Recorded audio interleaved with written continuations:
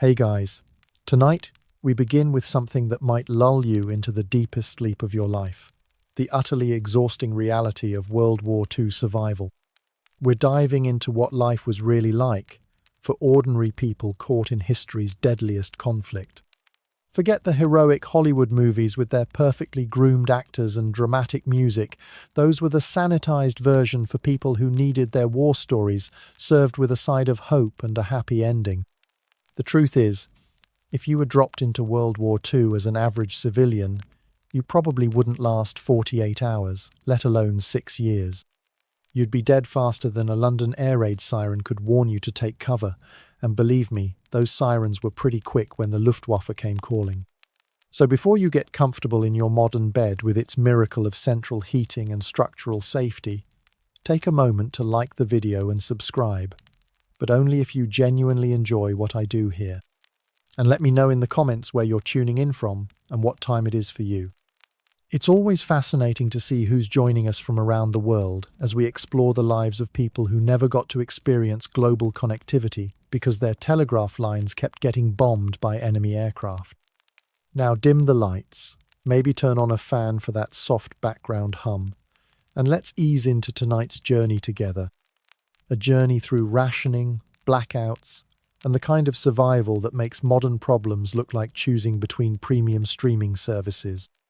Congratulations, you've been born in 1938 in London, England. Your timing couldn't be worse if you'd planned it with a calendar and a dartboard. You're barely old enough to walk when Neville Chamberlain returns from Munich waving a piece of paper like it's a winning lottery ticket, promising peace in our time. Spoiler alert, the peace lasts about as long as a British summer, which is to say, not very long at all. Your first real memory isn't of birthdays or Christmas morning. It's the sound of air raid sirens at 3 in the morning on September 7th, 1940. The Blitz has begun, and London is about to become the world's most dangerous place to live for the next 8 months. You're 2 years old, and you're already more familiar with the inside of an underground station than most modern tourists will ever be. Your mother scoops you up in the middle of the night, grabbing the emergency bag she's kept packed by the door since last month.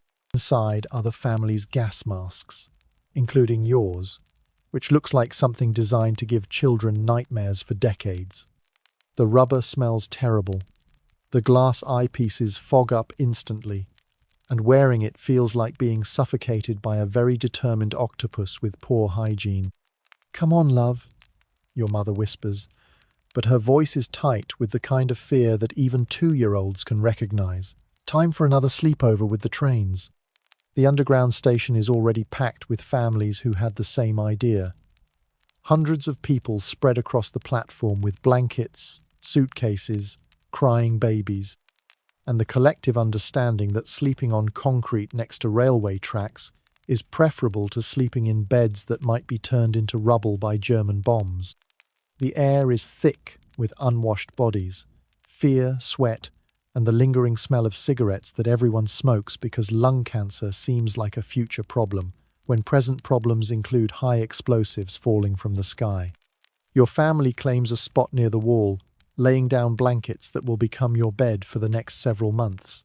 This is home now, a damp, echoing tunnel where the sound of approaching trains mixes with crying children and the distant rumble of bombs falling on the city above your head. Mrs. Henderson from 2 doors down sits nearby with her 3 children. She's knitting something that might become a scarf if the wool holds out, which it probably won't, because everything is rationed now, including the things you need to stay warm. "How long do you think this will last?" she asks your mother, her needles clicking in the artificial light. "Churchill says we'll see it through," your mother replies, adjusting your blanket. "Could be weeks, could months, could be years," mutters Mr. Pemberton, a man whose house was bombed 3 nights ago and who now lives permanently in the underground with a suitcase and a photograph of his wife, who didn't make it to the shelter in time. The trains still run during the day, which means every morning the platforms need to be cleared of sleeping families, crying children, and the occasional person who died during the night from old age, heart failure, or just giving up. Death doesn't take holidays during wartime, and the underground staff have become surprisingly efficient at moving bodies while pretending it's just another part of their job description. By 1941, you're 3 years old and already more resilient than most modern adults. You can identify different types of aircraft by sound alone. You know the difference between a bomb explosion and a gas main rupture, and you've mastered the art of sleeping through air raids because constant terror is exhausting and the human body eventually decides that unconsciousness is preferable to awareness. Your diet consists mainly of potatoes, bread, and whatever vegetables can be grown in the Victory Garden that's replaced the park where you might have played if there wasn't a war on. Meat is a distant memory. Sugar is more valuable than money. And fresh fruit is something that exists in fairy tales and the dreams of people who remember what oranges taste like. Your mother has become an expert at making meals from practically nothing. Potato soup without potatoes, vegetable stew without vegetables, bread pudding without enough bread or any pudding. She performs miracles with turnips, which are abundant because apparently even the Germans don't want to bomb turnip farms, possibly out of professional courtesy for other people who have to eat terrible food. "What's for dinner, Mum?" you ask one evening, though at 3 years old your vocabulary is limited and your expectations are appropriately low. "Prize soup," she answers, stirring a pot that contains water, hope, and whatever she managed to find that wasn't obviously poisonous.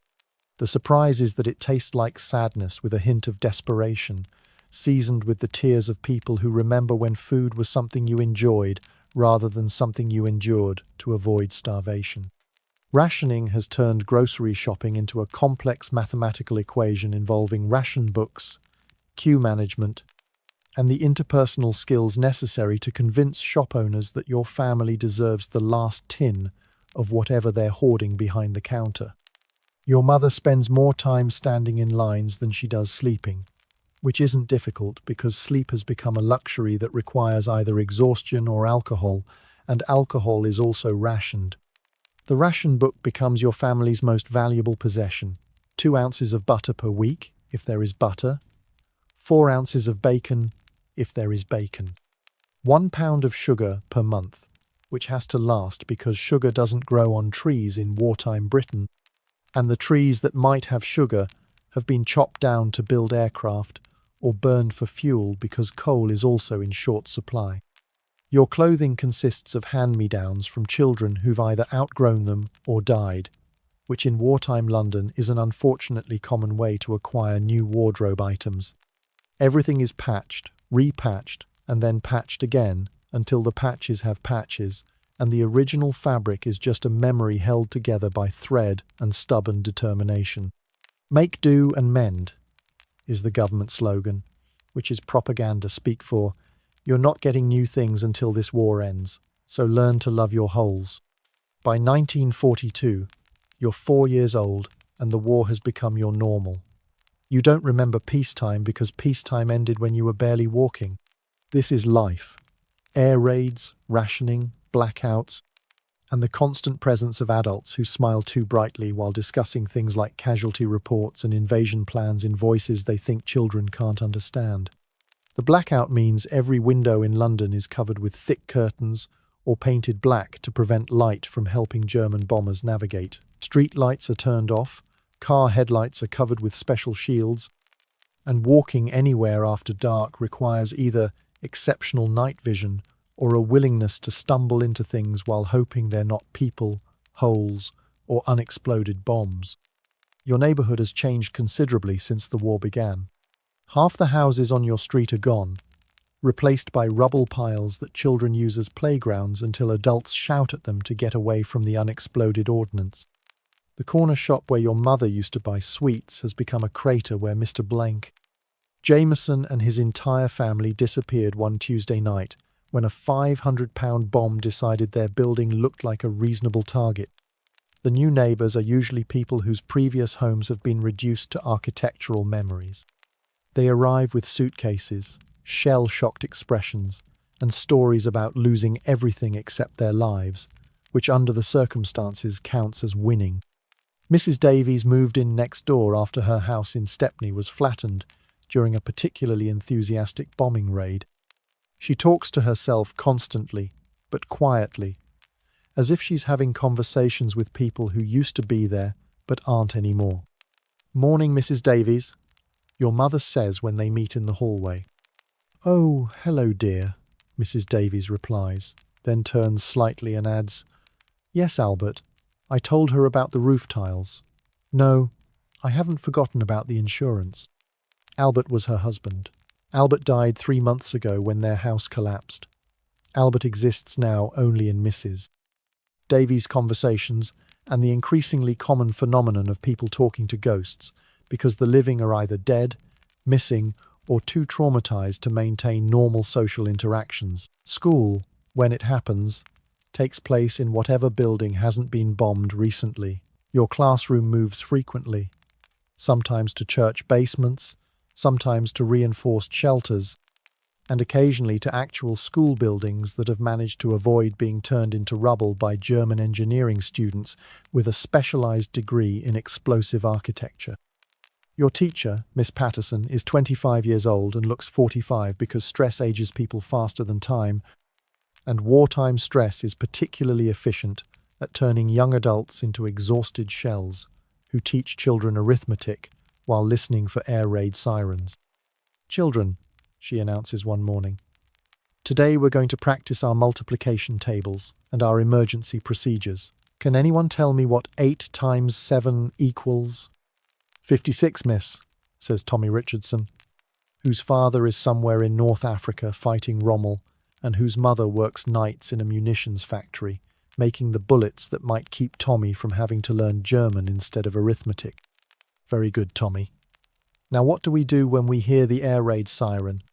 "Stop, drop and crawl to the shelter," recites the class in unison, because emergency procedures have become as fundamental as basic math and considerably more useful for immediate survival. "Excellent. Remember, children, stay low, stay quiet.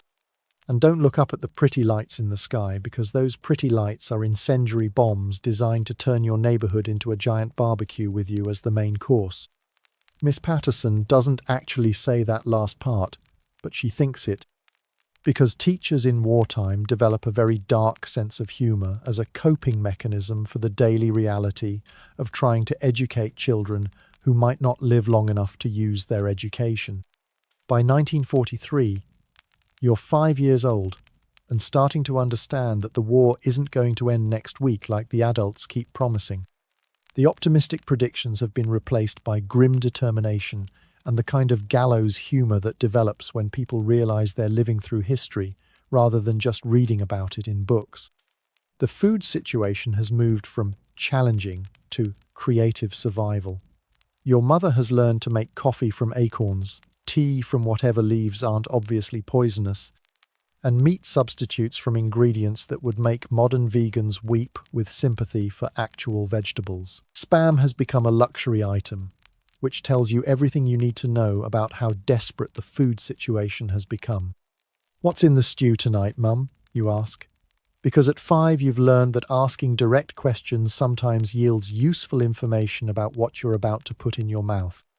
"Victory vegetables," she replies, which is wartime code for, "I have no idea, but it's probably edible and definitely better than starving." The victory vegetables turn out to be turnips, more turnips, and some mysterious root vegetables that might be turnips in disguise.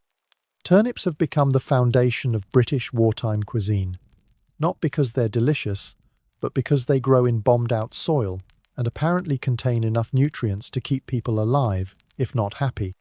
Your father, when he's home on leave from the Royal Navy, tells stories about convoy duty in the North Atlantic that make your nightly air raids seem like minor inconveniences.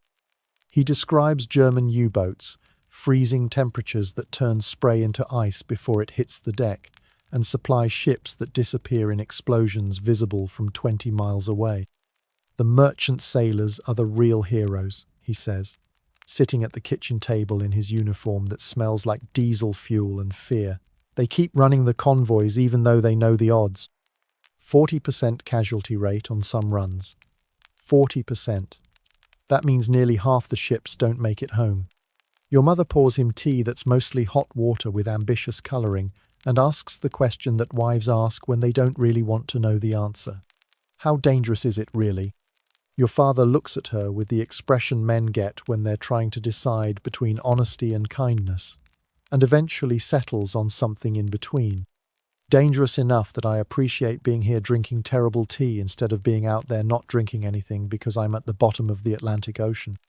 This is considered reassuring in wartime Britain, where the standard for good news has been adjusted to still alive and not currently drowning. The neighborhood children have formed a loose confederation of survivors who play games that would horrify peacetime parents. Nazis and allies involves someone pretending to be a German bomber while everyone else practices diving for cover. Ration Q is a game where children pretend to wait in line for hours to buy imaginary food that doesn't exist. Air Raid Warden involves one child shouting orders while everyone else practices walking in complete darkness without falling into bomb craters. These games serve as both entertainment and training for survival skills that 5-year-olds shouldn't need but absolutely do in a city that's being systematically demolished by enemy aircraft with excellent German engineering and poor diplomatic skills. Tommy Richardson has become your best friend, partly because his house is still standing, and partly because he's developed the useful skill of finding edible plants in bomb debris. Tommy can identify which weeds are safe to eat, which berries won't kill you immediately, and which mushrooms are worth the risk of potential poisoning versus certain starvation. "Look what I found," Tommy announces one afternoon, holding up something that might be a carrot or might be a root that's masquerading as a carrot to avoid being classified as inedible. "What is it?" you ask. Because wartime has taught you to be suspicious of anything that claims to be food. "Don't know," Tommy admits, "but my mum says if it doesn't move when you poke it and it's not obviously rotten, it's probably worth trying." This represents the height of wartime culinary standards. Not moving, not rotten, probably won't cause immediate death. By 1944, you're 6 years old and day has happened, which means adults are cautiously optimistic that the war might end sometime before you turn 30. The invasion of Normandy is discussed in hushed tones by people who understand that optimism in wartime is dangerous because hope deferred makes the heart sick, and everyone's heart is already pretty sick from 6 years of systematic disappointment. The bombing raids have decreased, partly because the Germans are busy being invaded, and partly because they're running out of planes, pilots, and fuel to waste on bombing London when they need all three, to prevent their own cities from being turned into rubble by Allied aircraft with equally excellent engineering and similarly poor diplomatic skills.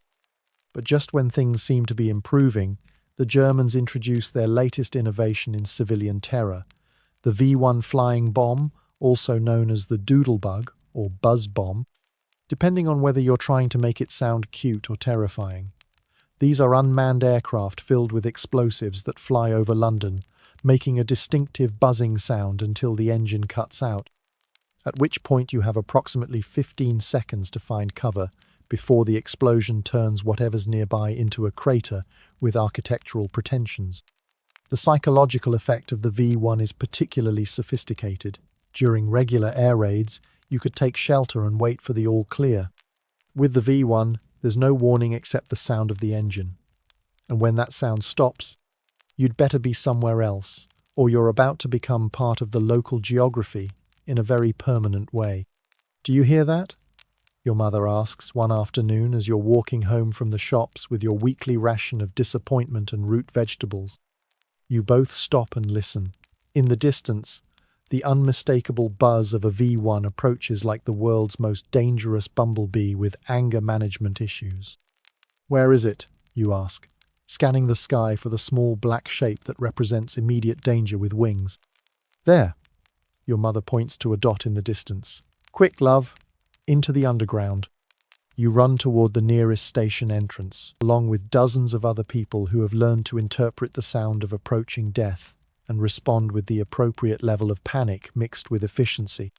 The V1 passes overhead, its engine cutting out just as you reach the station entrance. 15 seconds, 14, 13. Everyone freezes, listening for the explosion that will tell them whether they need to worry about finding their homes intact or finding new homes entirely. 12, 11, 10. The explosion comes from several streets away, close enough to feel in your chest, but far enough away that your house might still have walls and a roof, which in 1944 London counts as winning the lottery. Someone else's turn, your mother says quietly, and you understand that this is how people cope with random terror. By acknowledging that survival is largely a matter of luck and timing, and today your luck and timing were adequate. The war has created a economy of scarcity that makes modern supply chain problems look like minor inconveniences. Everything is rationed, recycled, or unavailable. Clothing is made from blackout curtains, furniture is built from bomb debris, and toys are constructed from whatever materials can be found that aren't needed for the war effort, which means most toys are either homemade or imaginary. Your Christmas present in 1944 is a wooden horse carved by your father from a piece of timber salvaged from a bombed house. It's not painted because paint is needed for aircraft and ships. It doesn't have a saddle because leather is needed for boots and belts. It doesn't even have a proper bridle because rope is needed for rigging and securing equipment. But it's yours. It's handmade with love, and it represents hours of work by a man who spent his shore leave carving toys instead of sleeping, because parental love doesn't take vacations during wartime. Do you like it? Your father asks, watching your face as you examine your new horse. It's perfect, you answer, and you mean it, because perfection in wartime isn't about having everything you want. It's about having something made specifically for you by someone who cares enough to spend time. They don't have creating something that serves no practical purpose except making a child happy.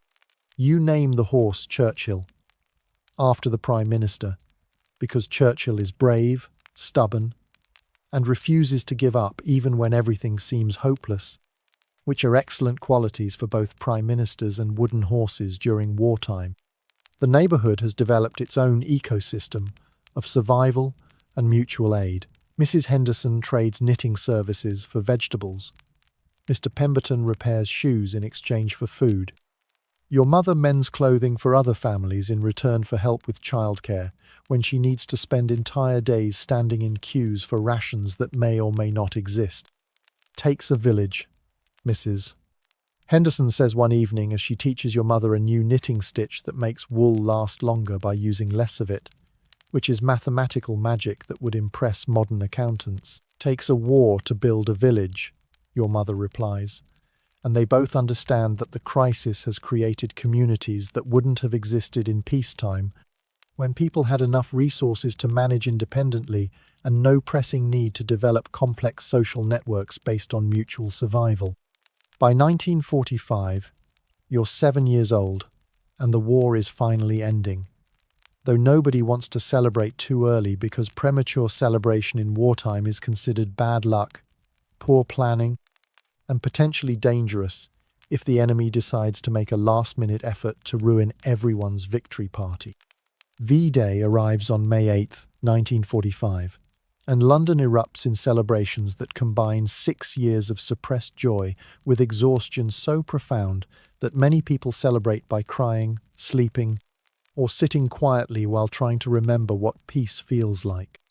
Your mother takes you to Trafalgar Square, where thousands of people are singing, dancing, kissing strangers, and engaging in the kind of public displays of emotion that would normally be considered inappropriate, but are perfectly reasonable when you've survived 6 years of systematic attempts by foreign powers to kill you with advanced engineering. Is it really over, you ask, because 7-year-olds who have lived through the Blitz develop a healthy skepticism toward good news. It's really over, your mother confirms, though she's crying as she says it, which confuses you because crying is usually associated with bad news rather than good news. Why are you crying if it's good? Because I'm happy, love, and because I'm sad, and because I'm tired, and because for 6 years I've been afraid every single day that we wouldn't make it, and now we have, and I don't know what to do with all these feelings except cry and hope they sort themselves out. This is your introduction to the complex emotional mathematics of survival. Relief plus exhaustion plus grief for what was lost plus joy for what was preserved equals tears that don't fit into simple categories of happy or sad. The celebration continues for days, but it's a strange kind of celebration because everyone is celebrating the end of something rather than the beginning of something. The war is over, but the peace that follows is going to require rebuilding everything that was destroyed, replacing everything that was lost, and somehow learning to live without the shared purpose that kept everyone focused on survival instead of addressing all the problems that existed before the war and still exist now that the shooting has stopped. Your father comes home permanently, which should be wonderful but turns out to be complicated because you've spent most of your life in a household run by your mother, and suddenly there's a man who expects to resume being the head of a family he's barely seen for 6 years. He's a stranger who shares your last name and your mother's bed, but who doesn't know that you're afraid of loud noises, that you've named all the cracks in your bedroom wall, or that you've developed the ability to sleep through anything except sudden silence, which usually means something dangerous is about to happen. He needs time, your mother explains when your father loses his temper, because you instinctively dive under the table when he drops a spoon, which makes a sound remarkably similar to shrapnel hitting metal. We all need time, he replies, and you realize that the war has changed everyone, not just the children who grew up during the bombing, but also the adults who spent 6 years trying to kill other adults while avoiding being killed themselves, which is not the kind of job training that prepares people for peacetime family life. The rationing continues for years after the war ends, because winning a war doesn't automatically create food, rebuild infrastructure, or restore supply chains that were destroyed by 6 years of systematic bombing by people who were very good at their jobs. Your ration book remains your most important possession well into the 1950s, and meat continues to be a luxury item that requires planning, queuing, and occasionally bribing shopkeepers with favors or goods that can't be purchased legally. When will things go back to normal? You ask your mother one day in 1946, when you're 8 years old and starting to wonder what normal might look like. I don't think they will, she answers honestly. I think we have to figure out what normal is now. This turns out to be true. Normal becomes something that includes air raid shelters that are now used for storage, gas masks that are kept in closets just in case, and adults who occasionally stop conversations to listen for aircraft engines, even though the war has been over for years, and the planes overhead are probably just commercial flights, carrying people on holiday to places that weren't bombed during the war. The children who grew up during the Blitz develop into adults with unusual skills and perspectives. You can sleep anywhere, eat anything, and remain calm during emergencies that send normal people into panic. You can identify structural damage by sound, estimate the size of explosions by the way windows rattle, and maintain optimism in situations that would depress professional pessimists. But you also startle at unexpected noises, feel nervous when separated from emergency supplies, and sometimes dream about air raid sirens even decades after the last bomb fell on London. The war ends, but the war doesn't end. It continues in the reflexes, habits, and subconscious responses of people who learn to survive under conditions that human beings shouldn't have to survive under, but did anyway because the alternative was giving up. And giving up wasn't really an option when there were children to protect and a civilization to preserve. School resumes in actual school buildings instead of bomb shelters, which is an improvement in terms of lighting, heating, and not having to pause lessons every time trains go by. But the education you receive is different from peacetime education, because your teachers are people who spent 6 years learning that textbook knowledge means nothing if you can't apply it to immediate survival problems. Miss Patterson, who somehow survived the war despite looking like she aged 20 years in 6, teaches arithmetic using examples from rationing, geography using bomber flight paths, and history using current events that are still too recent to be properly historical. "Can anyone tell me how to calculate the area of a circle?" she asks one morning. "Yes, miss," says Sarah Collins. whose house was bombed twice, but who was never late for school because her mother believed that education was too important to be interrupted by minor inconveniences like having no roof. Pi times radius squared, Sarah recites. Excellent. Now, can anyone tell me why that might be useful for calculating blast radius?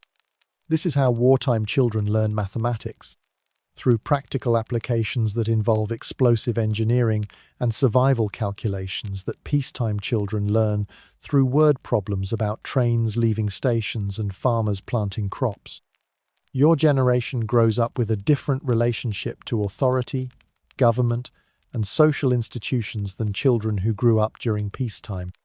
You've seen that governments can ask ordinary people to do extraordinary things. You've watched civilians become heroes not through choice but through necessity. You've learned that institutions can fail, systems can break down, and survival often depends more on community cooperation than official support. But you've also learned that people are capable of remarkable resilience, generosity, and courage when circumstances require it. You've seen neighbors share their last food with families who have nothing. You've watched strangers risk their lives to help people they've never met. You've experienced firsthand that civilization isn't something that exists independently of the people who choose to maintain it every day through small acts of decency and large acts of sacrifice. By 1950, you're 12 years old, and the war is becoming history instead of memory, though for your family and everyone who lived through it, the distinction between history and memory remains unclear. The bomb sites are being cleared and rebuilt. The ration books are slowly becoming obsolete, and the economy is gradually returning to something that resembles normal commerce rather than organized scarcity. But the lessons remain. You know that security is temporary, that comfort is fragile, and that the difference between civilization and chaos is often much smaller than people like to believe.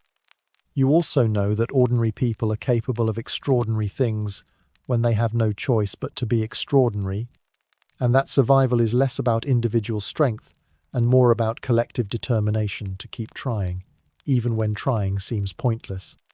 Your wooden horse, Churchill, sits on your bookshelf as a reminder of a time when handmade toys were treasures and parents carved presents from bomb debris because love finds a way to express itself regardless of circumstances.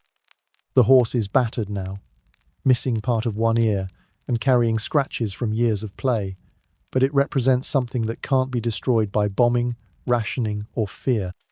The human capacity to create beauty and meaning even in the middle of systematic attempts to destroy both. The war taught your family that happiness isn't about having everything you want. It's about appreciating what you have while you have it, because circumstances can change faster than you can adapt to them, and the things you take for granted today might not exist tomorrow. This lesson makes peacetime life simultaneously more precious and more precarious, because you understand exactly how much effort is required to maintain the systems that most people consider automatic and permanent. Your mother keeps a small emergency bag by the door years after the last air raid. She can't help herself. It contains the same things it contained during the war: important documents, a change of clothes, some tinned food, and the family photographs that represent everything that can't be replaced if you have to leave home quickly. She checks the bag periodically, updates the food when it gets close to expiring, and pretends it's just being practical rather than admitting that part of her will always be listening for air raid sirens.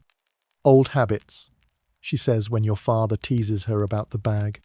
Good habits, he corrects, because he understands that the skills that kept your family alive during the war might be needed again someday.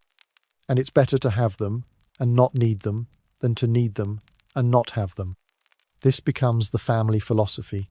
Prepare for the worst, hope for the best, and appreciate everything in between. It's not a cheerful way to live, but it's a realistic way to live. And realism has advantages over optimism when optimism isn't based on actual evidence that things will work out well.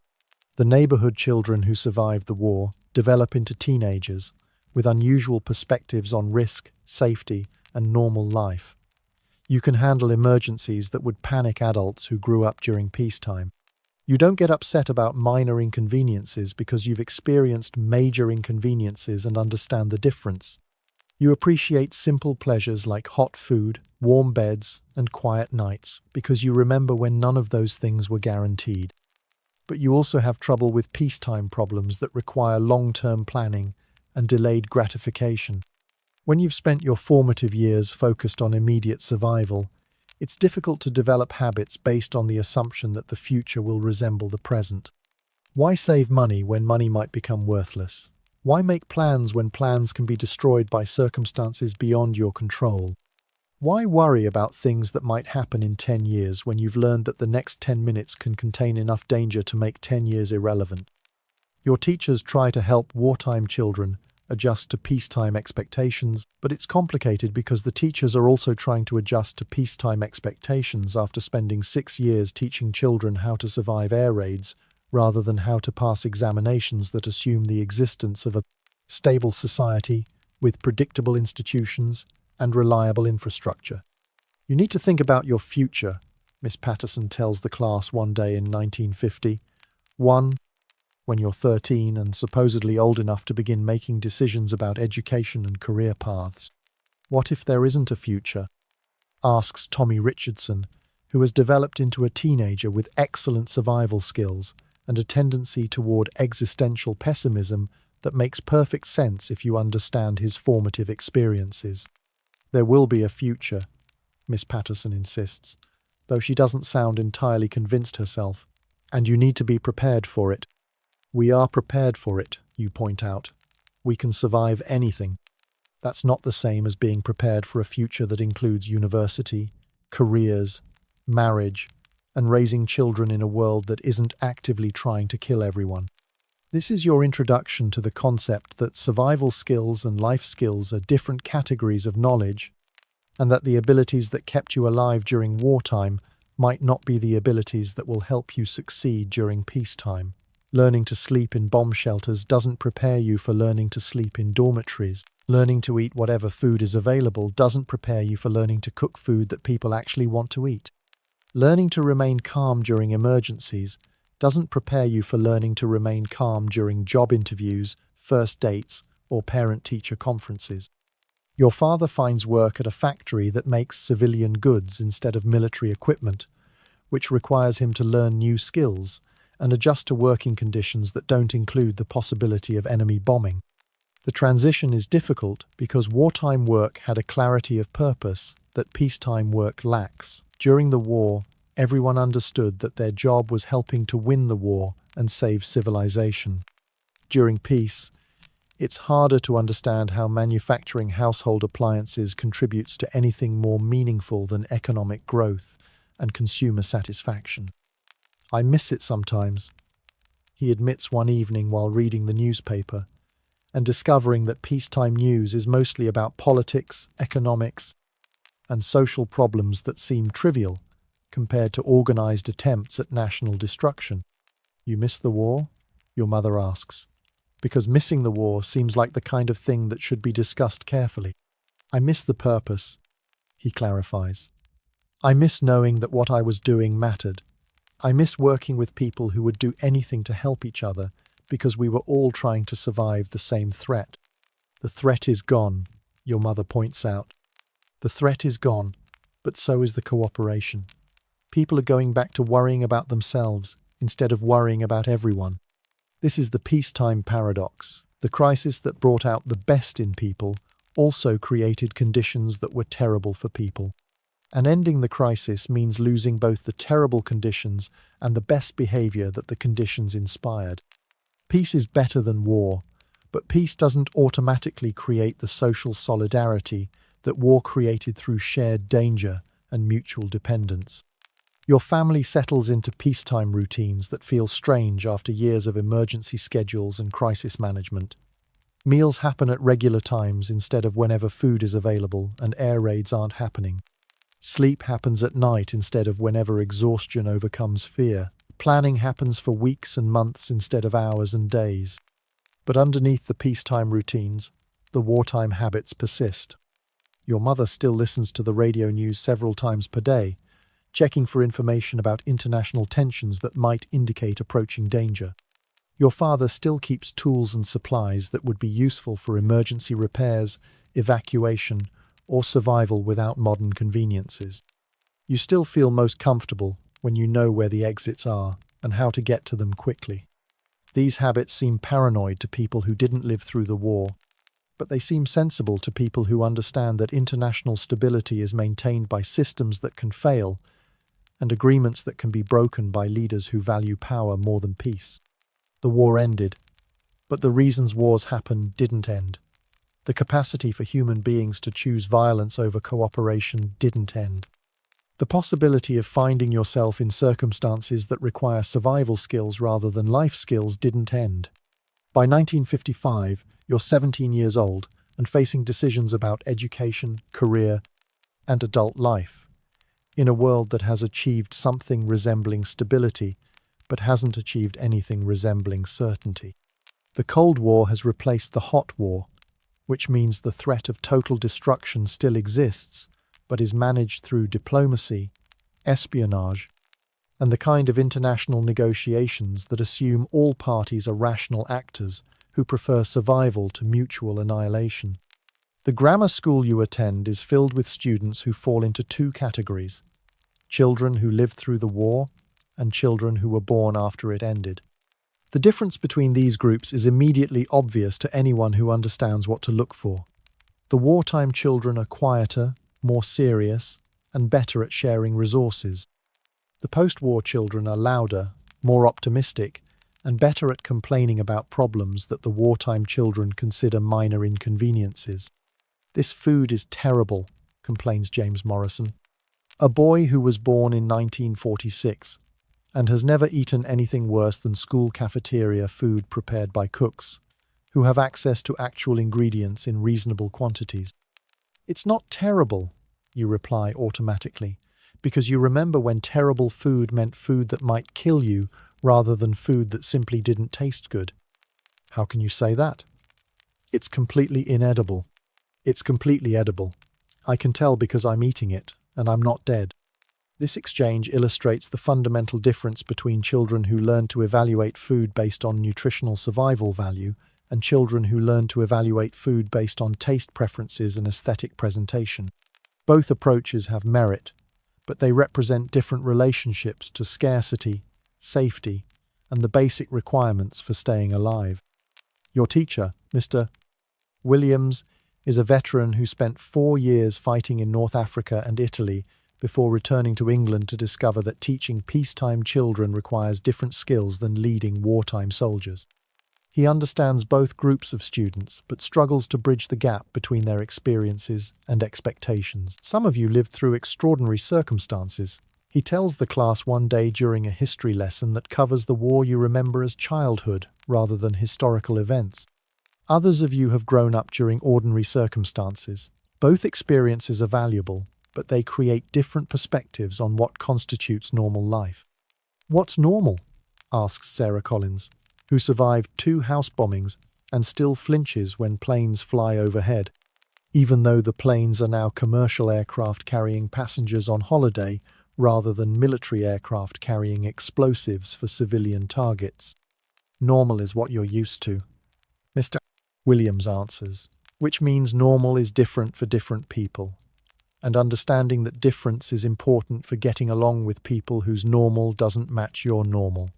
This becomes your first lesson in post-war social dynamics, the challenge of building communities that include people with radically different baseline assumptions about safety, security, and the reliability of institutions that claim to protect civilian populations from organized violence. Your generation of wartime survivors develops into young adults who are simultaneously more resilient and more cautious than their peacetime counterparts. You can handle emergencies, adapt to changing circumstances, and maintain optimism during difficult situations. But you also have trouble trusting long-term stability, making plans that assume continuity, and believing promises made by authorities who claim that bad things won't happen again. "You worry too much," your girlfriend tells you one evening in 1950, 6 when you're 18, and trying to learn how to have normal teenage concerns like dating, dancing, and planning for university instead of abnormal wartime concerns like survival, rationing, and avoiding explosive death from the sky. I worry the right amount, you reply, because experience has taught you that people who don't worry enough often don't survive long enough to learn from their mistakes. What are you worried about? Everything. The Russians, nuclear weapons, economic collapse, social breakdown, international tensions, domestic politics. The possibility that everything we've rebuilt since the war could be destroyed faster than it was built. Those things probably won't happen. Probably. But probably isn't the same as definitely. And definitely is what you need. You're going to base your life plans on assumptions about future stability. Your girlfriend, whose name is Margaret and who was born in 1947, represents the post-war generation that grows up assuming peace is normal and war is an aberration that happens to other people in other places during other times. She makes plans that extend years into the future. She saves money for things she wants to buy eventually. She believes that education will lead to career opportunities that will provide financial security and social advancement. These beliefs seem reasonable to people who haven't experienced systematic attempts to destroy the infrastructure that supports education, careers, financial security, and social advancement. They seem naive to people who have watched those systems collapse under pressure and understand exactly how much effort is required to maintain them against forces that prefer chaos to order. I want to get married, Margaret announces one evening in 1957, when you're 19 and supposedly old enough to make decisions about permanent commitments to other people. Why, you ask? Because wartime children learn to question assumptions that peacetime children accept automatically. Because I love you, and because marriage is what people do when they love each other and want to build a life together. What if there isn't a life to build? What if everything falls apart again? Then we'll face it together instead of facing it alone. This represents a fundamental difference in approaches to uncertainty. Margaret's approach assumes that partnership provides additional security and that sharing risks makes them more manageable. Your approach assumes that partnerships create additional vulnerabilities and that sharing risks means more people get hurt when things go wrong. Both approaches have merit, but they're based on different experiences with whether other people represent sources of support or sources of additional responsibility during emergencies. Margaret grew up in a stable family during peaceful times and learned that relationships provide safety.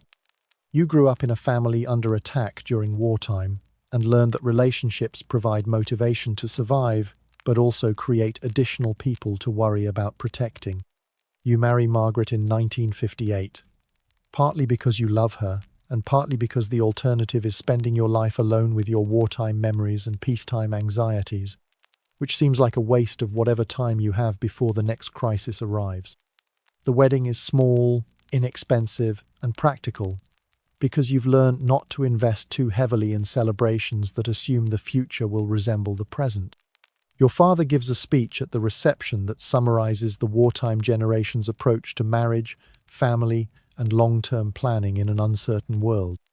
Marriage is like surviving a war, he tells the guests, who include both wartime survivors and peacetime optimists. It requires partnership, compromise, and the understanding that you're stronger together than you are apart. But it also requires recognizing that strength doesn't guarantee survival, partnership doesn't prevent problems, and compromise doesn't eliminate conflict.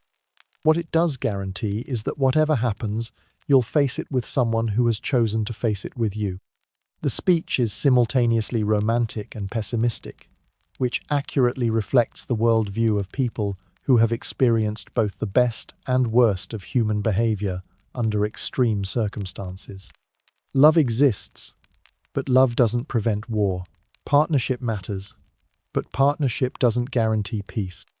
Hope is important, but hope without preparation is just wishful thinking that leads to disappointment when reality fails to match expectations. Your honeymoon consists of 3 days in Brighton, where you stay in a boarding house that reminds you of the underground shelters where you spent much of your childhood, except with better food and less fear of immediate death from explosive ordnance. Margaret finds this comparison disturbing, but you find it comforting because familiar environments feel safer than unfamiliar environments, even when the familiar environments are associated with danger and the unfamiliar environments are associated with pleasure. Can't you just enjoy this without thinking about the war? Margaret asks as you walk along the beach and automatically scan the horizon for aircraft that might represent threats rather than commercial transportation. I am enjoying this. You answer honestly. But enjoying things and being alert for potential problems aren't mutually exclusive activities. You can appreciate good weather while also noticing clouds that might bring storms. But there aren't any storms coming. There aren't any storms coming today. Today isn't the same as forever. Conversation represents the ongoing challenge of building peacetime relationships between people whose formative experiences taught them different lessons about the reliability of good circumstances and the probability of bad circumstances. Margaret learned that good times are normal and bad times are exceptions. You learned that bad times are always possible and good times are temporary gifts that should be appreciated while they last but not counted on indefinitely. You find work at a construction company that specializes in rebuilding the parts of London that were destroyed during the Blitz. The irony isn't lost on you that you're spending your adult life repairing damage that was inflicted during your childhood, but the work feels meaningful because it represents progress from destruction toward reconstruction, from chaos toward order, from war toward peace. Your colleagues include other veterans and wartime survivors who understand the satisfaction of building things that replace things that were destroyed by people who specialized in destruction rather than construction.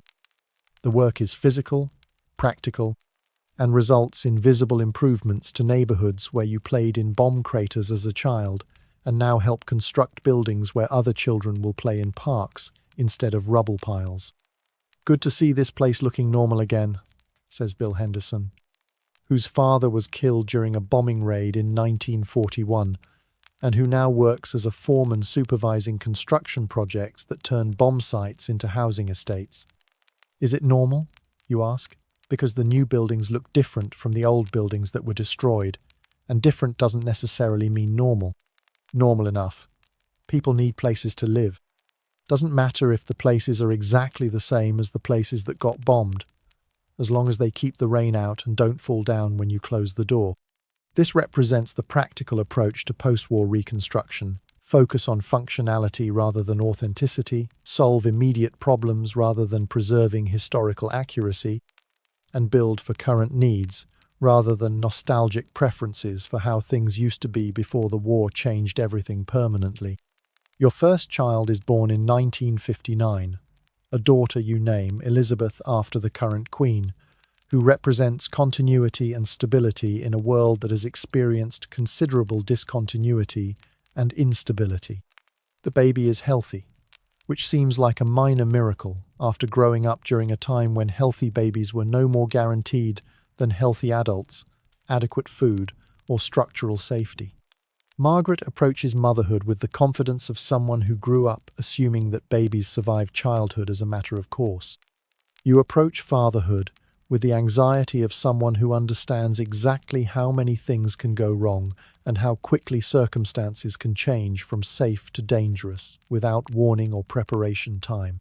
She's going to be fine.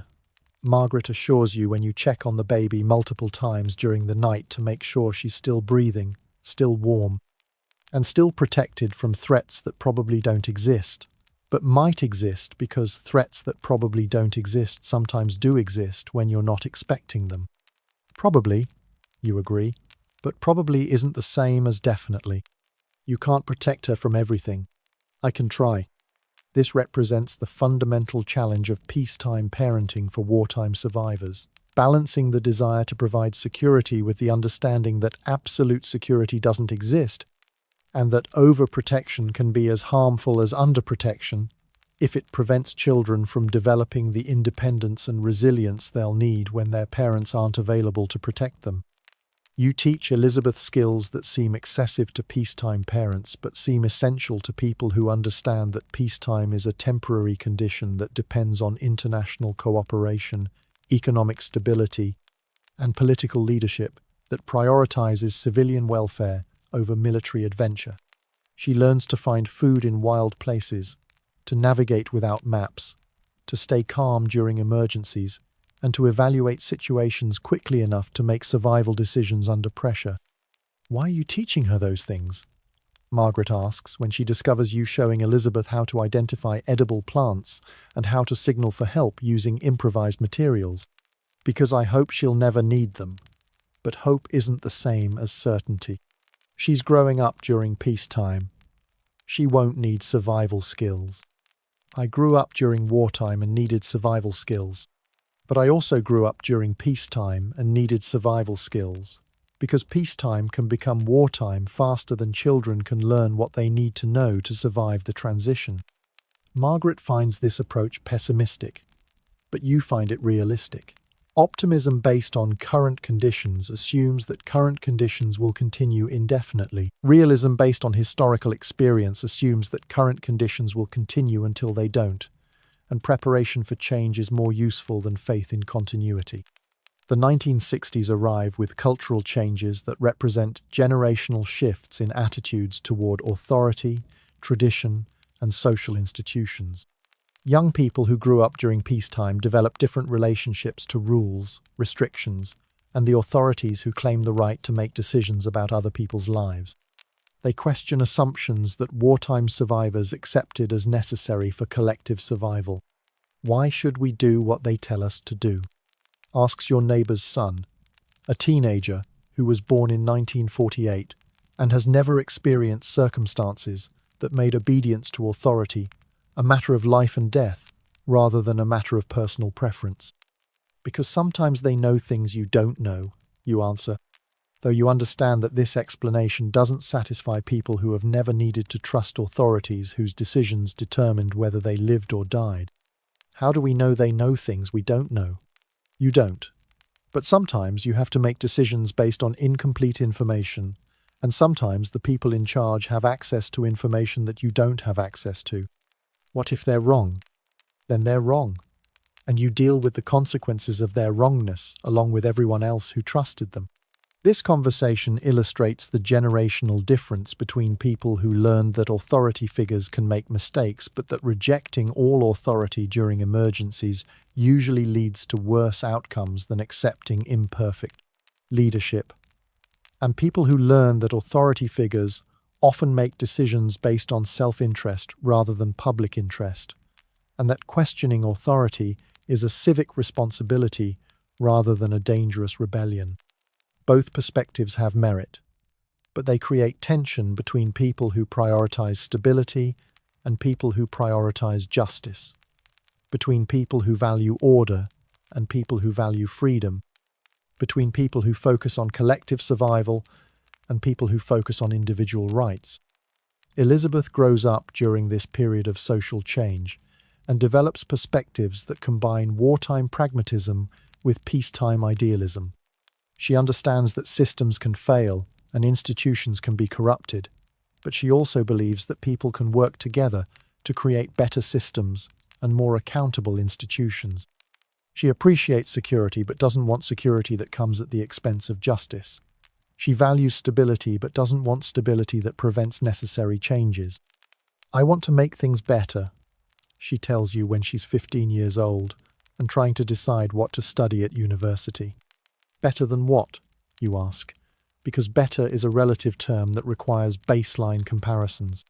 Better than they are now, better than they were during the war, better than they'll be if we don't work to improve them. That's a good goal. How do you plan to achieve it?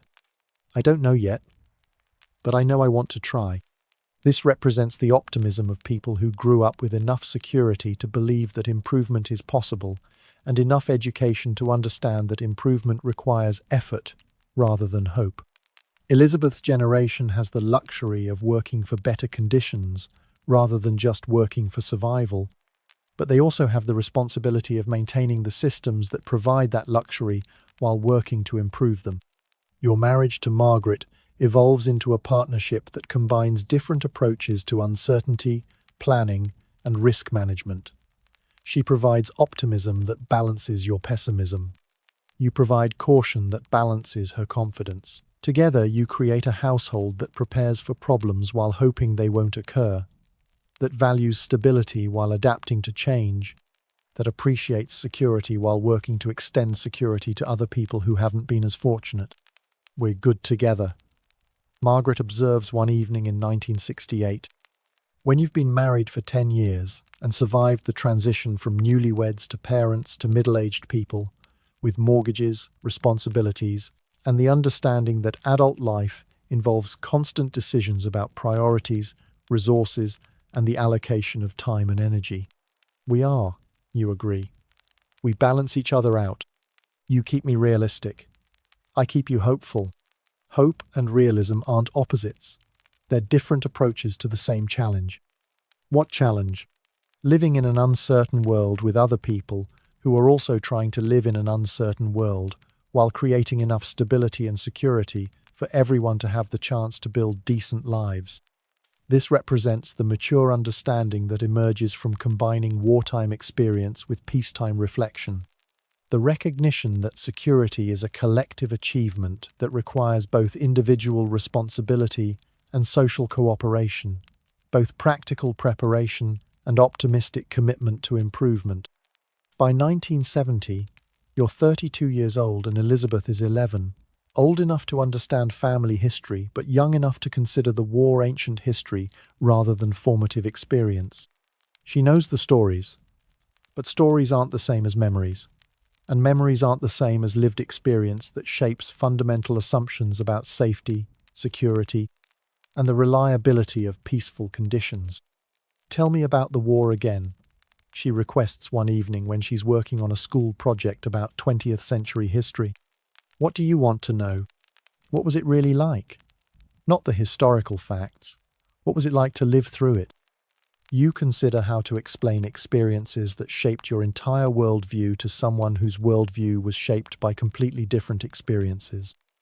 It was like living inside uncertainty. Every day you woke up, not knowing if your house would still be standing when you went to sleep. Every meal you ate, knowing it might be the last good meal for weeks. Every goodbye you said to people knowing they might not come back. But it was also like living inside community. People helped each other because everyone understood that survival depended on cooperation. Strangers shared resources because hoarding didn't help anyone if everyone died. Families became closer because external threats made internal conflicts seem trivial. Do you miss it? I miss parts of it. I miss the clarity of purpose. I miss the way people worked together. I miss knowing that what we were doing mattered for something bigger than ourselves. But I don't miss the fear, the hunger, the cold, or watching good people die for stupid reasons. Would you want me to experience something like that? No. I want you to learn from our experience without having to repeat it. I want you to understand that the security you take for granted requires constant effort to maintain, and that the freedoms you enjoy depend on people being willing to defend them when they're threatened. This represents the challenge of transmitting lessons from traumatic experiences to people who haven't experienced trauma, how to communicate the importance of preparedness without creating anxiety, how to teach resilience without creating fear, how to pass on wisdom without passing on damage. The 1970s bring economic challenges that remind people who lived through wartime rationing that scarcity can return even during peacetime, though economic scarcity is different from wartime scarcity because it's caused by political and financial decisions rather than military attacks. The oil crisis creates fuel shortages that require rationing and queuing systems that remind wartime survivors of the systems they used to distribute food and supplies during the Blitz. This feels familiar. You tell Margaret one day as you wait in line to buy petrol that costs more than it used to cost and isn't always available when you need it. It's not the same, she points out, because economic shortages don't include the possibility of immediate death from aerial bombardment. No, it's not the same. But it's similar enough to remind people that the systems we depend on can be disrupted by circumstances beyond our individual control. Are you worried? I'm concerned. Worried implies that I think something terrible is definitely going to happen. Concerned means I think something problematic might happen, and we should be prepared to handle it if it does. This distinction becomes important for understanding how wartime experience influences responses to peacetime challenges. Wartime survivors don't necessarily expect the worst possible outcomes, but they do expect that outcomes might be worse than optimists predict, and they prefer to be prepared for worse outcomes rather than surprised by them. Elizabeth graduates from university in 1978 with a degree in social work because she wants to help people navigate systems that are designed to provide support but often create additional problems for people who are already dealing with difficult circumstances. Her career choice reflects the values that emerge from growing up in a household that combined wartime pragmatism with peacetime idealism, the understanding that problems are real and solutions are possible, but that solutions require both individual effort and systemic change. I want to work with families who are struggling, she explains when you ask about her career plans. That's good work. What kind of struggling? All kinds. Poverty, unemployment, housing problems, family conflicts, mental health issues, people who need help figuring out how to access resources and navigate bureaucracies that are supposed to help them, but often make things more complicated. That sounds like work that matters. It is work that matters. But it's also frustrating work because individual help doesn't solve systemic problems, and systemic problems affect individuals in ways that individual help can't address. This represents the evolution of wartime values into peacetime applications, the understanding that survival depends on both individual capability and social systems, and that improving survival rates requires working on both individual and systemic levels simultaneously. Your career in construction evolves into supervisory and management roles that involve coordinating projects rather than performing physical labor. The transition is partly due to age and partly due to experience that has taught you how to organize resources efficiently, anticipate problems before they become crises, and manage teams of people with different skills and different approaches to work. You're good at this. Bill Henderson tells you one day, when you're reviewing plans for a housing development that will provide homes for families who are moving from older housing that lacks modern conveniences like central heating, indoor plumbing, and structural integrity that meets current safety standards. Good at what? Managing people, keeping projects on schedule, making sure things get done properly. Wartime training? You explain. When you grow up during a time when poor organization can get people killed, you learn to pay attention to details and think about what could go wrong before it goes wrong. Most people don't have wartime training. Most people don't need wartime training. But the skills are useful even when the stakes aren't life and death. This represents one of the positive long-term effects of surviving difficult circumstances, the development of abilities that remain useful after the circumstances that required them have ended. Crisis management skills, resource allocation abilities, and the capacity to remain calm under pressure are valuable for peacetime challenges, even though peacetime challenges are less severe than wartime challenges. By 1980, you're 42 years old and beginning to understand that the war, which seemed like the most important event in human history when you were living through it, has become one historical event among many for people who weren't alive when it happened. Elizabeth's friends know about World War II the way you knew about World War I, as something that happened to previous generations and shaped the world they inherited, but doesn't directly affect their daily lives or immediate decisions. It's strange. You tell Margaret one evening as you watch television news about international tensions that remind you of the political situations that led to war, but seem to be managed through diplomacy and economic pressure rather than military action. What's strange? How quickly things that seemed permanent become history. How quickly experiences that shaped everything about how you see the world become interesting stories that other people listen to politely but don't really understand. Does that bother you? Not exactly. It's probably good that younger people don't carry around the fears and anxieties that come from living through traumatic events. But it's also concerning that they might not understand how quickly peaceful circumstances can change into violent circumstances if people aren't careful about maintaining the systems that prevent conflicts from escalating into wars. This represents the ongoing challenge of historical memory. How to preserve lessons from difficult experiences without preserving the trauma that accompanied those experiences. How to teach future generations about the importance of vigilance without creating the anxiety that comes from expecting the worst possible outcomes. Margaret develops health problems in the early 1980s that remind both of you that individual mortality is more certain than political stability, and that personal challenges often matter more than historical events for determining the quality of daily life. The diagnosis is cancer, which during the 1980s is still largely a death sentence despite medical advances that have improved treatment options since the 1940s. "I'm scared," she admits when the doctor explains the treatment plan that involves surgery, chemotherapy, and radiation therapy with uncertain outcomes and significant side effects. "So am I," you reply, because honesty about fear seems more useful than false optimism about outcomes that depend on medical science rather than personal determination. What if the treatment doesn't work? Then we'll deal with that when it happens. Right now we deal with what's happening right now. This represents the application of wartime coping strategies to peacetime medical challenges. Focus on immediate actions rather than long-term outcomes.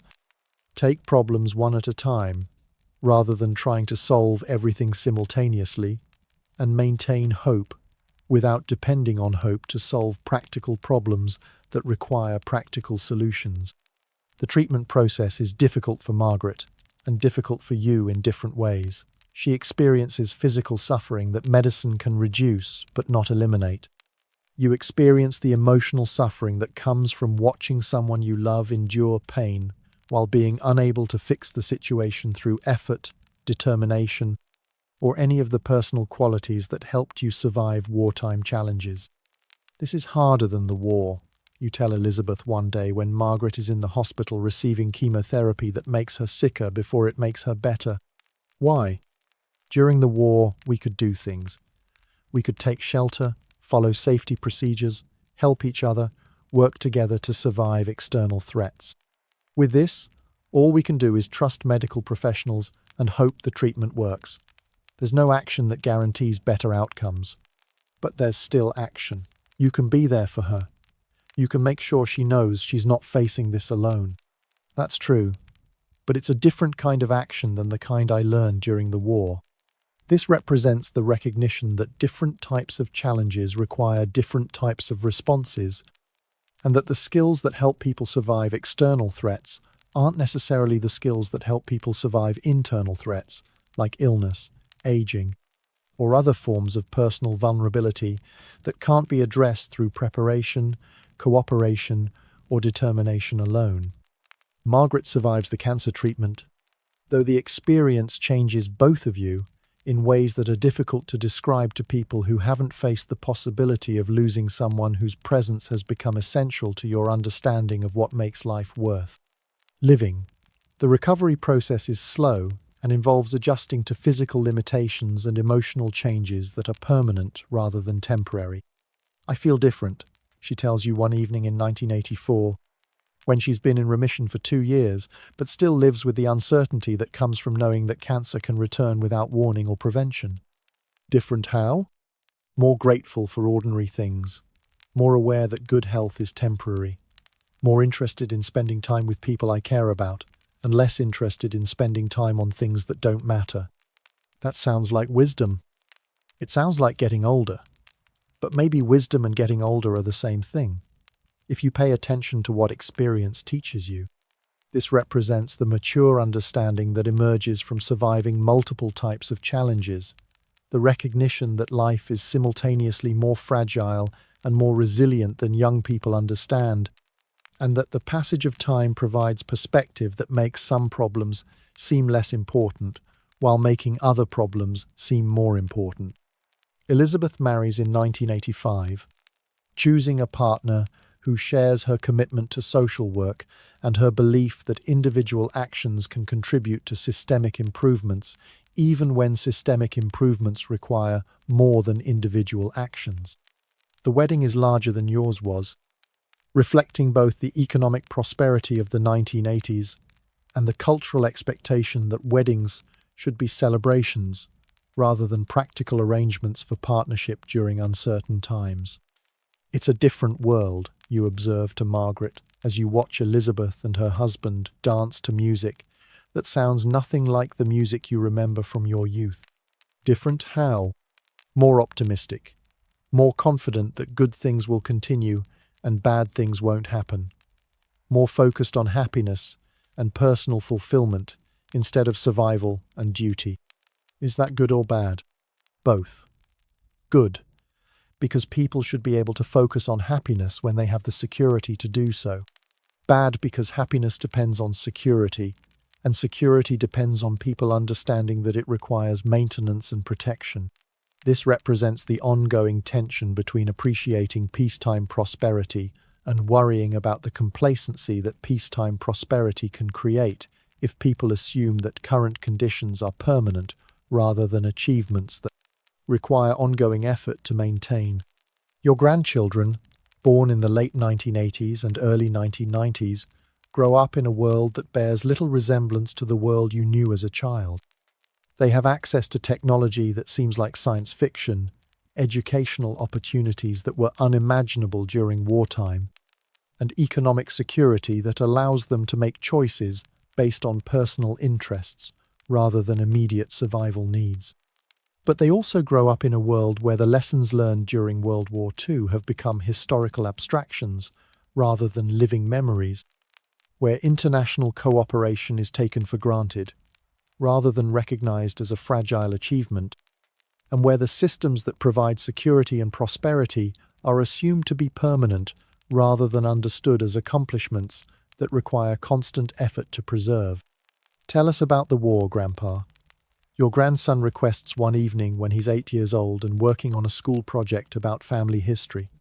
You find yourself in the familiar position of trying to explain experiences that shaped your fundamental worldview to someone whose worldview has been shaped by completely different experiences.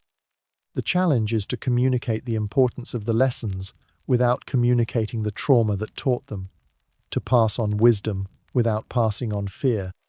The war taught us that people are capable of terrible things and wonderful things, sometimes at the same time. You begin. It taught us that security is precious because it's fragile. It taught us that cooperation is essential because individual strength isn't enough when everyone faces the same threats. And it taught us that peace is something people have to choose and work for, not something that happens automatically. Are there wars now? There are always wars somewhere. But not here, not now, partly because people who lived through the last war worked very hard to create systems that resolve conflicts without fighting, and partly because we've been lucky. Will there be wars in the future? I hope not. But hope isn't the same as certainty. That's why it's important for your generation to understand how much effort goes into maintaining peace and how quickly peace can be lost if people stop working to preserve it. This represents the ongoing challenge of historical education. How to teach future generations about the importance of maintaining achievements without burdening them with the anxieties that come from understanding how easily those achievements can be lost. As the 20th century ends and the 21st century begins, you find yourself in the position of being a historical witness to events that have become subjects for academic study rather than lived memories. The war that defined your childhood has been analyzed, interpreted, and explained by historians who have access to documents and statistics, but not to the daily experience of living through uncertainty, fear, and the constant presence of death. Your generation saved the world, a young historian tells you during an interview for a project about civilian experiences during the Blitz. We survived, you correct. The world saved itself through the combined efforts of millions of people who made individual decisions to keep trying when trying seemed pointless. But you defeated fascism. We outlasted fascism. Defeating something implies a decisive victory. What actually happened was more like a grinding process of attrition, where the people who supported democracy and cooperation eventually wore down the people who supported authoritarianism and conquest. It took 6 years and cost millions of lives, and the victory wasn't guaranteed until it was over. What would you want young people today to understand about that experience? That the systems they depend on for security, prosperity, and freedom aren't automatic or permanent. That maintaining those systems requires constant effort from people who understand their value. And that the difference between civilization and chaos is often much smaller than people like to believe. This represents the mature perspective that emerges from a lifetime of reflection on traumatic experiences. The understanding that historical events result from countless individual decisions made by ordinary people under extraordinary circumstances, and that the outcomes depend more on collective determination than on individual heroism. Margaret dies in 2003. After a long and generally happy life that included surviving cancer, raising a daughter who contributes to making the world better, and witnessing the transformation of post-war Britain into a prosperous, stable democracy that provides opportunities for people to pursue education, careers, and personal fulfillment that were unimaginable during wartime. Her funeral is attended by people whose lives she touched through decades of friendship, community involvement, and the quiet work of maintaining relationships and supporting others during both routine challenges and personal crises. The service includes readings from sources that reflect her belief that individuals can make a difference through consistent efforts to treat other people with kindness, respect, and practical assistance when assistance is needed. She made everything better, Elizabeth says during the eulogy, not through grand gestures or dramatic actions, but through daily decisions to be helpful, patient, and generous with people who needed help, patience, and generosity. She taught us that ordinary people can have extraordinary impacts if they pay attention to opportunities to improve other people's lives.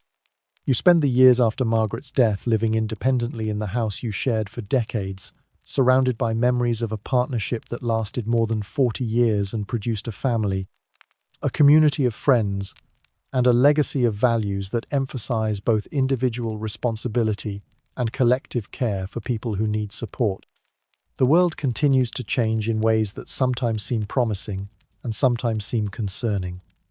Technology provides new solutions to old problems, while creating new problems that require new solutions. International cooperation prevents some conflicts, while failing to prevent others. Economic prosperity creates opportunities for some people, while leaving others behind. What do you think about the way things are now?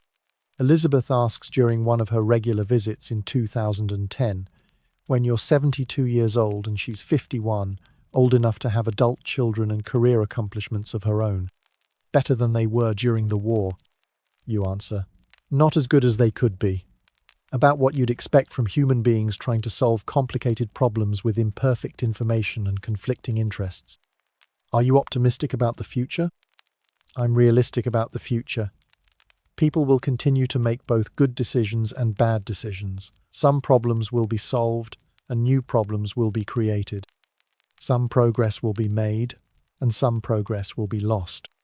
The overall direction depends on whether more people choose cooperation over conflict, long-term thinking over short-term gratification, and collective welfare over individual advantage.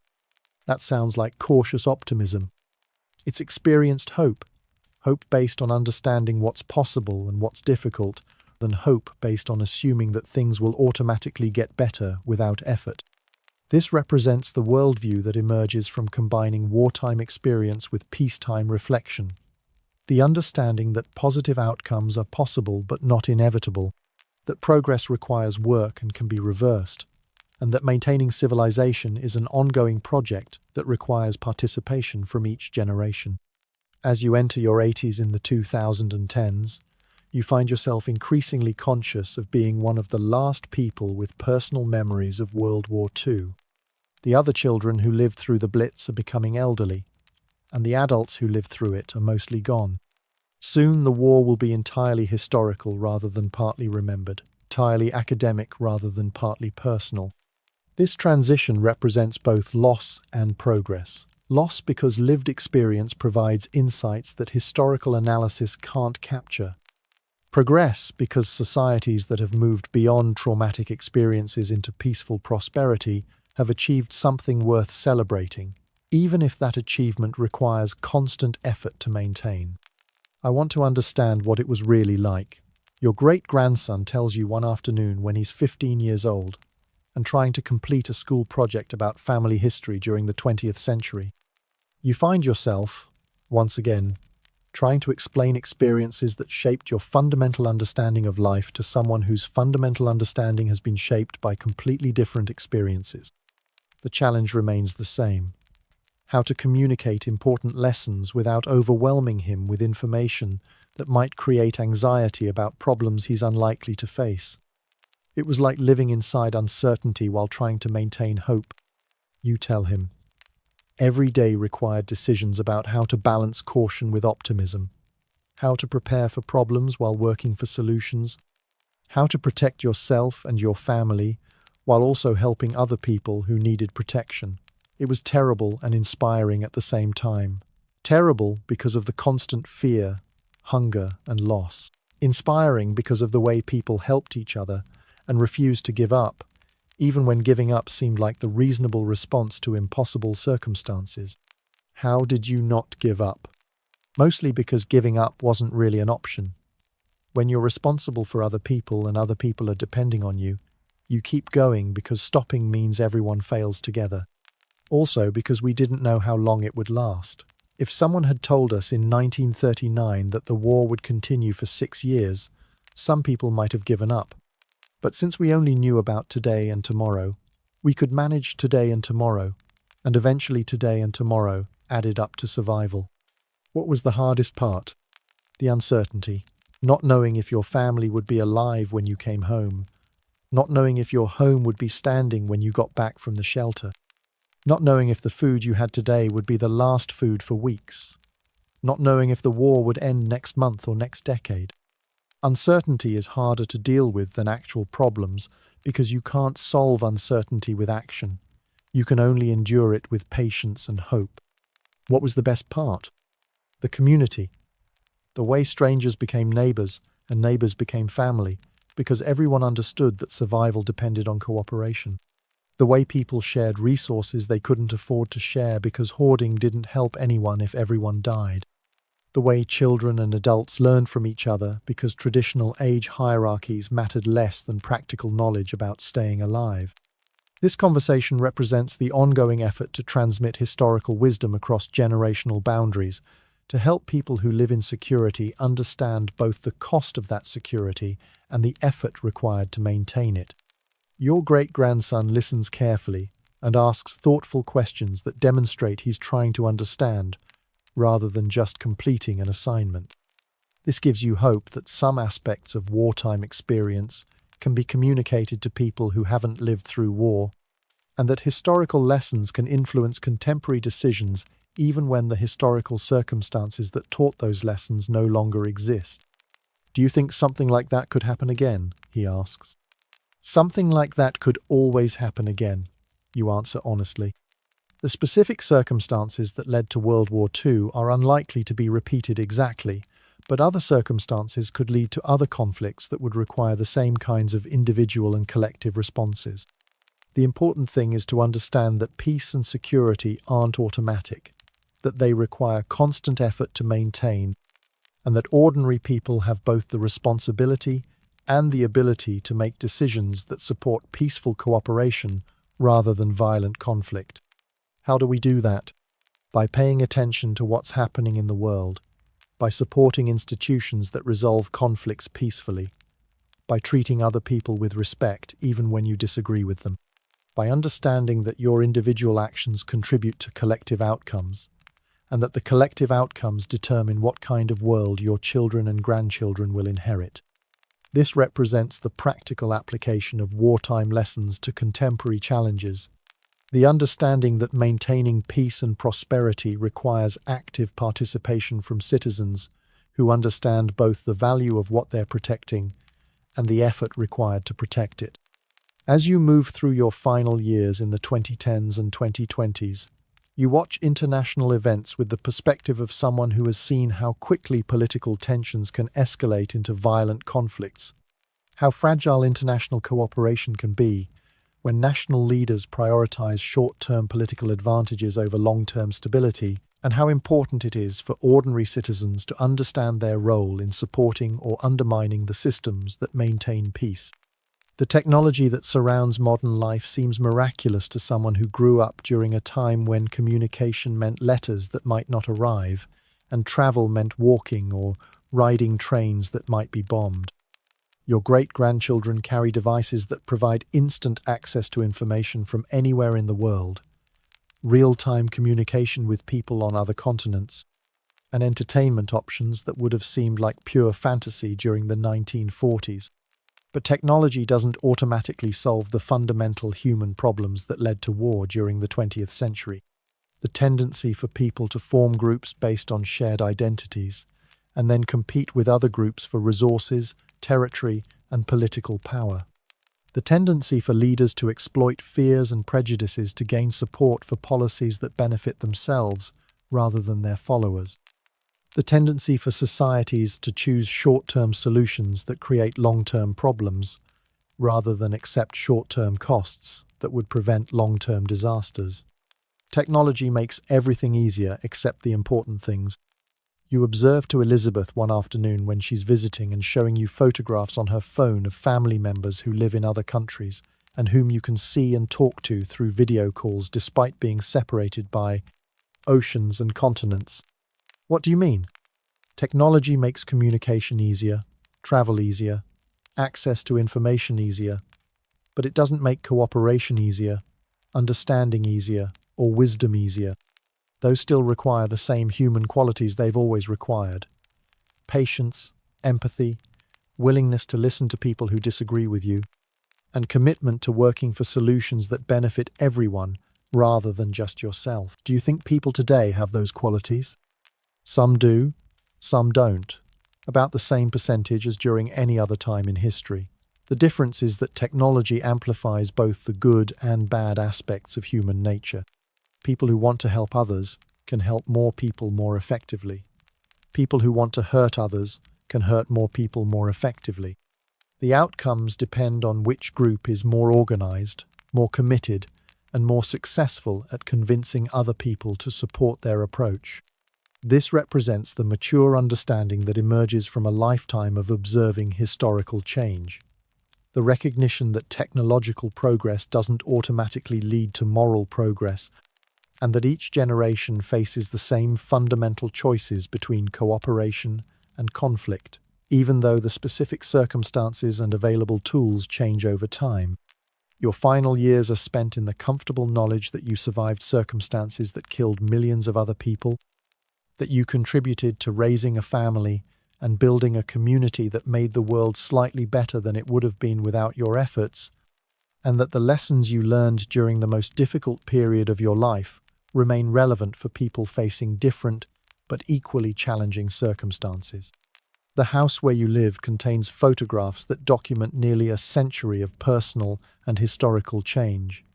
Pictures of your parents, who survived the war but died during peacetime. Pictures of Margaret, who shared most of your adult life and taught you that partnership can provide strength without requiring the sacrifice of individual identity. Pictures of Elizabeth, who inherited both your caution and Margaret's optimism and used both qualities to build a career helping other people navigate difficult circumstances. Pictures of grandchildren and great-grandchildren who represent the continuation of your family line, the transmission of whatever wisdom you managed to acquire through decades of experience with both crisis and prosperity, loss and recovery, fear and hope. What do you want people to remember about your generation? A young journalist asks during one of the final interviews you give about wartime experiences. That we were ordinary people who faced extraordinary circumstances and did our best to respond with courage, cooperation, and determination to protect the things that mattered most. That we made mistakes and learned from them. That we experienced both the worst and best of human nature and chose to focus on building institutions that would support the best while constraining the worst. And that the peace and prosperity that followed the war weren't automatic rewards for winning, but achievements that required constant effort to maintain and improve. What advice would you give to people facing challenges today? The same advice that helped us survive the war. Focus on what you can control rather than worrying about what you can't control. Take care of the people who depend on you, while also helping other people when you have the capacity to help. Work for long-term solutions rather than just short-term relief. Remember that individual actions contribute to collective outcomes, and that collective outcomes determine what kind of world everyone has to live in. Do you have any regrets? Everyone has regrets. I regret that so many good people died during the war. I regret that it took a crisis to bring out the best in people, instead of people choosing to be their best during ordinary times. I regret that some of the lessons we learned seem to be forgotten by people who didn't experience the circumstances that taught them. But I don't regret the life I lived or the choices I made. Given the same circumstances, I would make most of the same decisions again. This represents the perspective that emerges from a lifetime of reflection on both personal choices and historical events. The understanding that life involves constant decisions between imperfect options, that some outcomes depend on individual actions, while others depend on circumstances beyond individual control. And that meaning comes from making good decisions regardless of whether those decisions lead to the outcomes you hoped for. As your story draws to a close in the early 2020s, when you're in your mid-80s and beginning to experience the physical limitations that eventually affect everyone who lives long enough, you find yourself grateful for having lived through one of the most significant periods in human history and having survived to see the long-term consequences of the decisions your generation made during that period. The world of the 2020s bears little resemblance to the world of the 1940s. The specific threats that shaped your childhood no longer exist. The economic and social systems that determine daily life have been transformed by technological, political, and cultural changes that would have been impossible to predict when you were young. But the fundamental challenges remain the same. How to live with other people in ways that provide security and opportunity for everyone. How to resolve conflicts without resorting to violence. How to balance individual freedom with collective responsibility, and how to make decisions that consider both immediate needs and long-term consequences. Your generation faced these challenges under circumstances that made survival the immediate priority and cooperation the essential strategy. Future generations will face these challenges under different circumstances that may provide more options, but also more complexity. The lessons your generation learned remain relevant not because the specific circumstances will be repeated, but because the underlying human nature that creates both problems and solutions remains consistent across time and cultures. People still have the capacity for both selfishness and generosity, both short-sighted thinking and long-term planning, both destructive competition and constructive cooperation. The outcomes depend on which aspects of human nature are encouraged by cultural institutions, political systems, and individual choices. Your generation's experience demonstrated that ordinary people can choose cooperation over conflict and long-term thinking over short-term gratification, even under extreme pressure and with limited resources. Whether future generations will make similar choices remains to be seen. But the possibility exists because human nature includes the capacity for wisdom, courage, and determination to work for outcomes that benefit everyone rather than just yourself. The war taught us that we're stronger together than we are apart.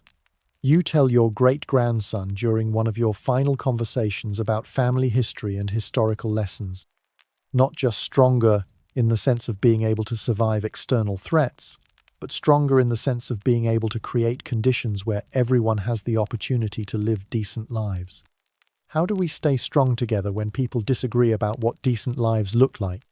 By remembering that disagreement about specifics doesn't have to prevent cooperation on fundamentals. During the war, People from different backgrounds, different social classes, different political beliefs, and different religions worked together because they agreed that fascism was worse than their disagreements with each other. The challenge during peacetime is to find shared values that are strong enough to unite people despite their differences. What are those shared values? The belief that everyone deserves safety, opportunity, and respect. The understanding that individual welfare depends on collective welfare. The commitment to resolving conflicts through discussion and compromise, rather than force and domination. These aren't complicated ideas, but they require constant effort to maintain, because there are always people who prefer to solve problems through power rather than cooperation. This final lesson represents the distillation of a lifetime of experience with both crisis and recovery. The understanding that maintaining civilization requires ongoing commitment from each generation to choose cooperation over conflict, wisdom over fear, and long-term thinking over short-term gratification. Your story ends not with dramatic conclusions or final revelations, but with the quiet satisfaction that comes from having lived through extraordinary circumstances while maintaining ordinary values. Loyalty to family, commitment to community, willingness to help other people when help is needed, and determination to keep trying even when trying seems pointless. These are the qualities that enabled your generation to survive World War II and build the peaceful, prosperous societies that followed. They remain the qualities that future generations will need to address their own challenges and maintain the achievements that previous generations created through effort, sacrifice, and stubborn refusal to give up when giving up seemed like the reasonable response to impossible circumstances. The war shaped your life, but it didn't define your life. What defined your life was how you chose to respond to the war and what you chose to build during the peace that followed. Those choices, multiplied by millions of other people making similar choices, created the world that your descendants inherit and the foundation they will use to address whatever challenges they face. Your legacy isn't just the family you raised or the work you accomplished, but the example you provided of how ordinary people can respond to extraordinary circumstances with courage, cooperation, and determination to create better outcomes for everyone. That example remains relevant because every generation faces the choice between despair and hope, between selfishness and generosity, between giving up and keeping trying. The specific circumstances change, but the fundamental choice remains the same: whether to use whatever time, energy, and resources you have to make things better or to make things worse. Your generation chose to make things better, despite facing circumstances that would have justified choosing otherwise. That choice remains available to future generations. Whether they will make it depends partly on whether they understand both the cost of the security they inherit and the effort required to maintain it. Your story is one small contribution to that understanding, one voice among many trying to communicate across time and experience the lessons that matter most.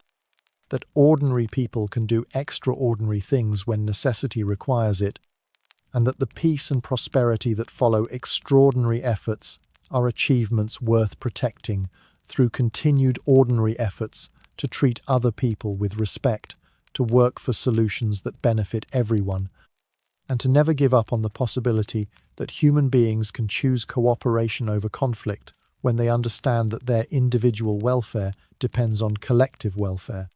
The story ends where it began, with the recognition that you probably wouldn't last a day in World War II if you were suddenly transported there from your comfortable modern life with its central heating, reliable food supply, structural safety, and reasonable expectation that tomorrow will resemble today.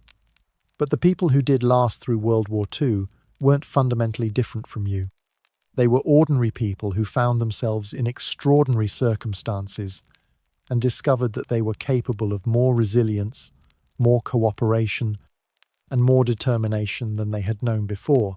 Those circumstances required them to develop those qualities. The lesson isn't that you're weak compared to previous generations. The lesson is that human beings are capable of remarkable strength when circumstances require it, and that the security that makes such strength unnecessary is itself an achievement that required remarkable strength to create and continues to require ongoing effort to maintain. Sleep well in your comfortable bed, in your heated house, in your peaceful neighborhood, knowing that these comforts exist because previous generations chose to work for them rather than give up when the work seemed impossible. And remember that maintaining them requires the same choice from your generation: to work for outcomes that benefit everyone rather than just yourself, to cooperate rather than compete destructively, and to keep trying even when trying seems pointless. That's the real lesson from World War II. Not that war is terrible, which everyone already knows, but that peace is possible when people choose to work for it rather than assume it will maintain itself. The choice remains available to every generation. The outcomes depend on how many people choose cooperation over conflict, wisdom over fear, and long-term thinking over short-term gratification. Choose wisely.